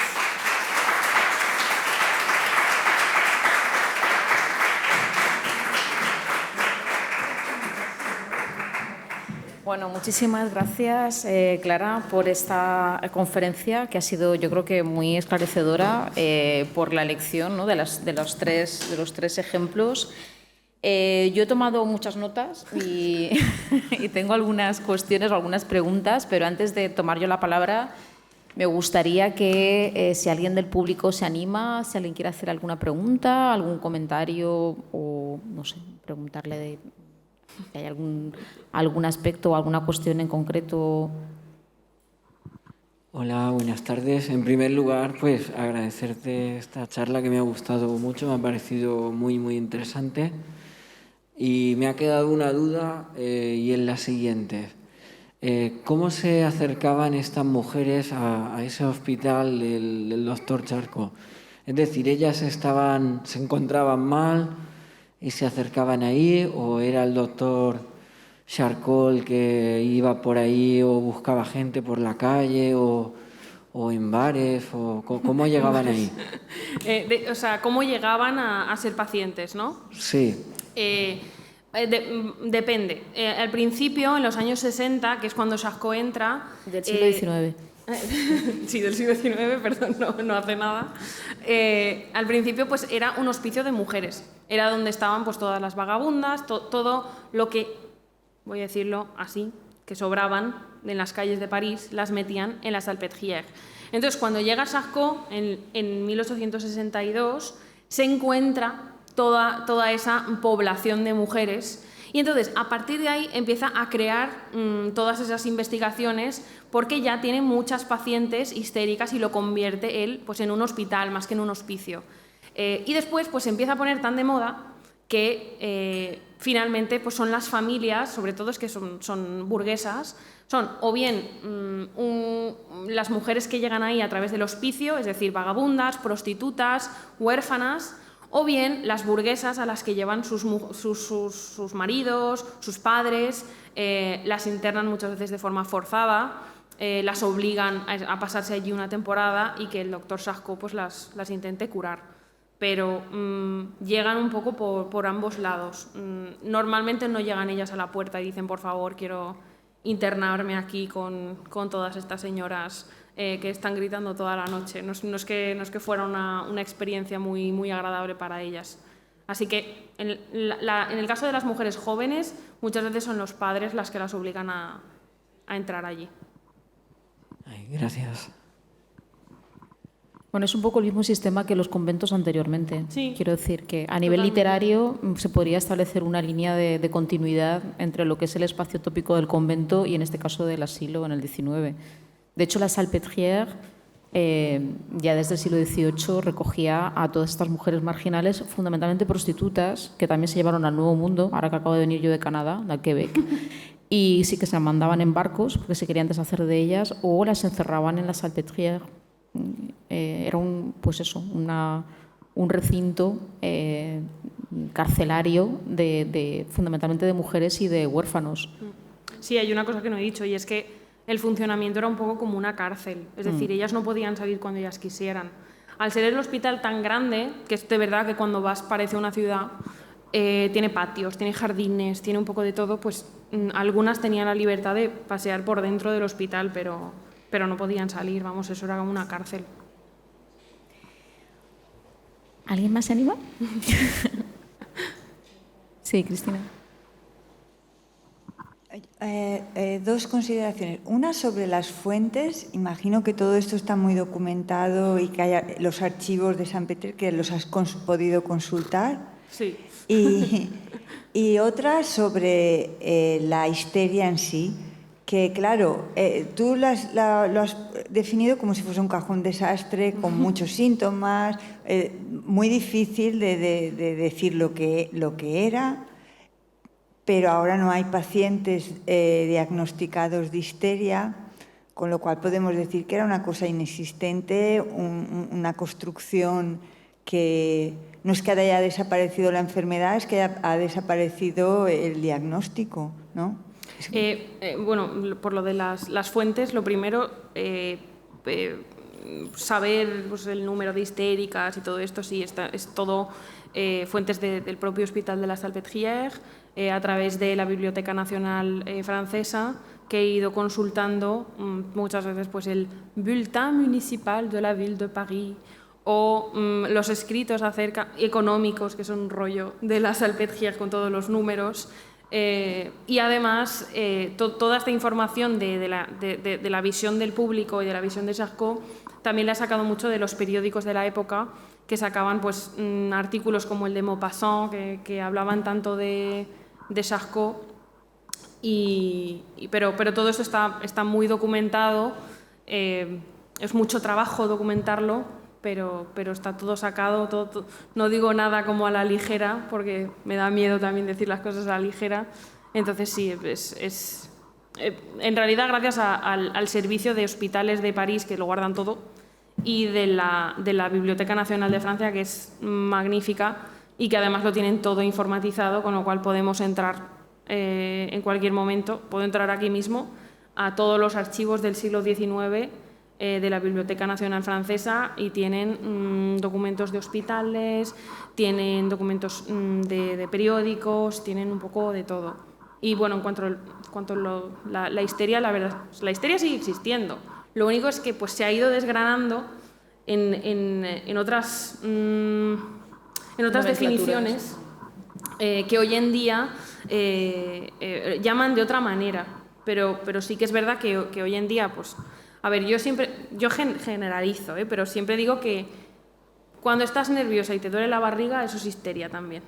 Es algo que se te crea un poco en la mente y que expresas en el cuerpo.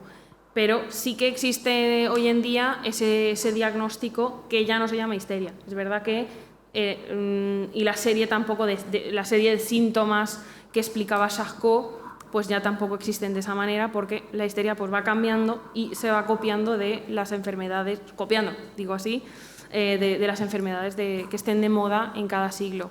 Pero sí, en los libros de psiquiatría siguen estando este tipo de trastornos, o sea que siguen existiendo.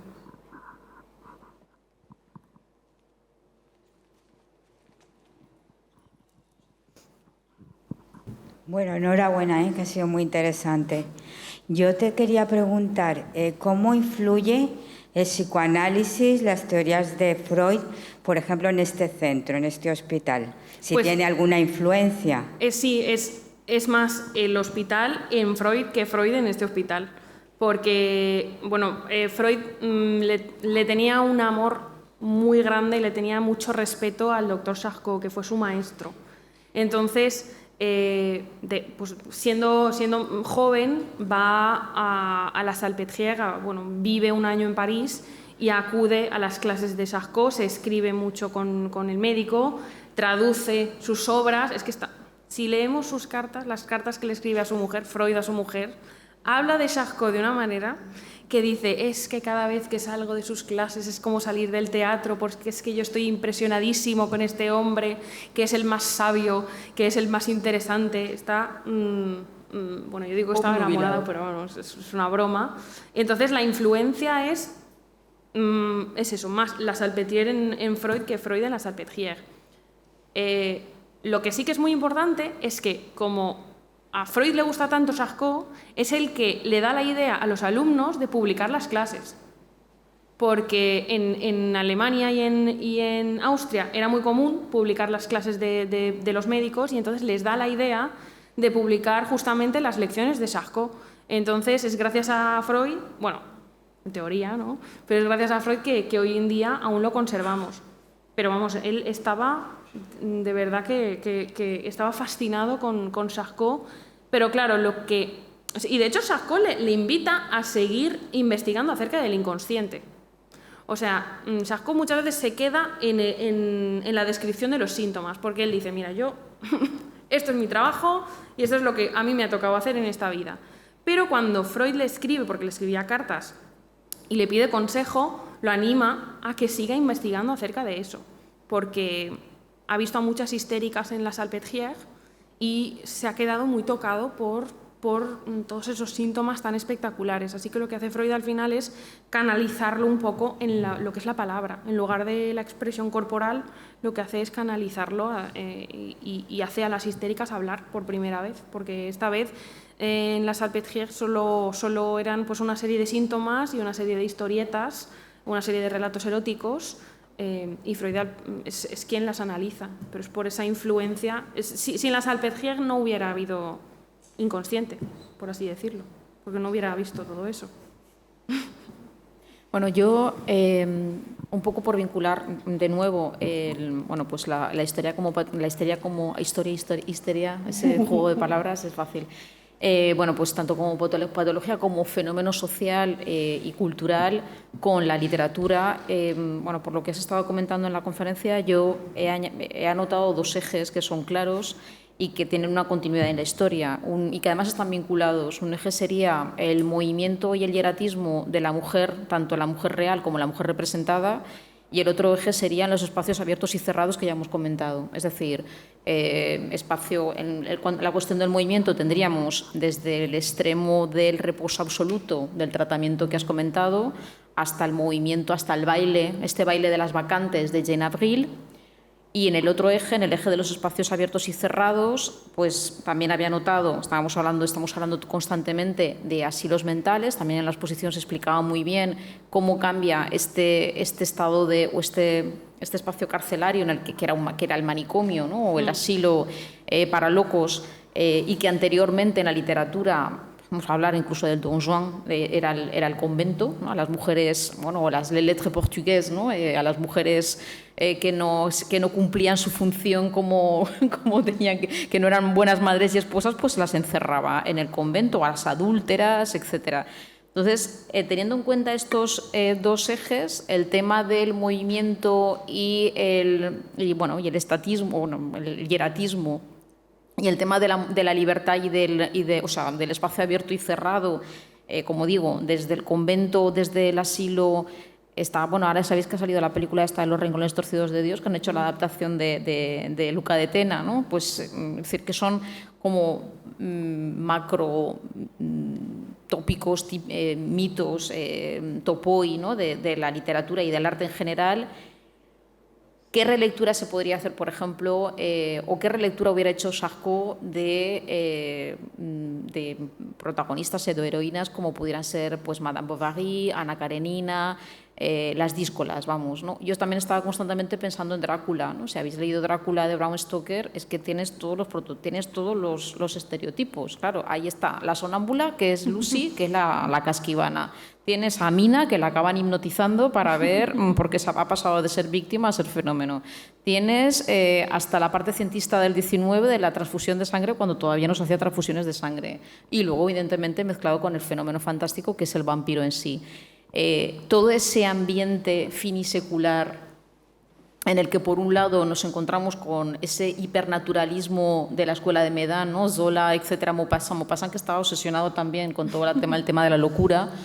Y por otro lado, esa imagen, digamos, o sea, lo realista y lo fantasmagórico gracias a la histeria y en la creación también de personajes femeninos del 19 que son muy particulares. ¿De qué manera o de qué forma? Bueno, igual he sido un poco larga, pero me he extendido un poco. Pero ¿de qué manera se podría explicar o Charcot hubiera podido explicar, porque siempre estaba intentando justificar, como hizo con Lady Macbeth, ¿no? De qué manera se podría interpretar? En literatura siempre se habla de psicoanálisis, o sea, de crítica psicoanalítica, de psicoanálisis de la literatura. ¿Podría haber una crítica histérica respecto a ciertos personajes femeninos? Además, le hubiera encantado a Charcot encontrar histeria en todas partes, porque, como he dicho antes, incluso pues, publica un libro en el que ve histeria en creaciones artísticas que querían representar posesiones. Pues mira, también con Drácula, ¿no? Pues también tenemos las demoníacas, todo eso que veíamos, que se veía antes como brujería. A Charcot le gustaba mucho reinterpretarlo todo para llevárselo un poco a su campo también. Entonces él no paraba de hacer referencias, de hecho, literarias. No, por ejemplo, no nombra a Madame Bovary, pero bueno, no que yo haya podido encontrar, pero además es que él en su vida privada, o sea, más que en su vida profesional, en su vida privada, su mujer hacía muchos salones literarios y entonces es a través de eso que él conoce toda esa serie de escritores, de tipos de literatura nuevas, y entonces cuando él está en esos salones, que es un poco más relajado que en clase, también reinterpreta y esos autores, de hecho, pues por ejemplo Zola le pide su opinión para ciertas cosas en las que él tiene que describir ciertos aspectos de Lourdes, cuando habla de Lourdes, en el que se habla un poco pues, de esas posesiones y de esos milagros como histeria. Entonces, vamos, a Charcot es que le gustaba mucho mezclar tanto el arte como la medicina. Entonces yo creo que él hubiera disfrutado mucho leyendo también las novelas góticas. Se muere en el 1893. Entonces como que le pilla ya un poco viejo. Le pilla ya un poco distraído. Y además en el 93 ya como que su interés por la histeria había bajado porque había recibido muchas críticas. Porque lo llamaban charlatán. Entonces decían que como hacía tanto espectáculo, pues que como médico pues que no valía la pena. Pero es que a él le gustaba mucho reinterpretarlo todo, y todo era histeria. Entonces es muy interesante también ver sus escritos porque es que todo acaba siendo histeria. Entonces dices, pero qué obsesión tiene este señor por este trastorno, porque todo lo relee y lo reconvierte en su histeria, que claro, como tiene 1000 síntomas, pues puede ser cualquier cosa. Puede ser la víctima de un vampiro y puede ser una demoníaca o una bruja del medievo, puede ser una mujer que le pone los cuernos a su marido, como decía Maupassant, puede ser una mujer que no come, una mujer que come demasiado, puede ser un poco de todo. Incluso después desarrolla las teorías de la histeria masculina, porque no se queda solo con la femenina, sino que también la añade a los hombres. Entonces dice que mientras que la histeria femenina es la hiperfeminidad, la histeria masculina es la hipermasculinidad. Entonces, un histérico es quien se pasa de violencia, quien se pasa de levantar la voz. El que es muy hombre es muy histérico también, según él, porque todo es histeria. Bueno, pues si no, nadie quiere añadir, bueno, ¿alguien del público quiere intervenir? ¿No? Bueno, pues muchísimas gracias, Clara. Te reitero mi agradecimiento, nuestro agradecimiento por esta conferencia maravillosa que has impartido. Y nada, muchas gracias a todas y a todos por su atención.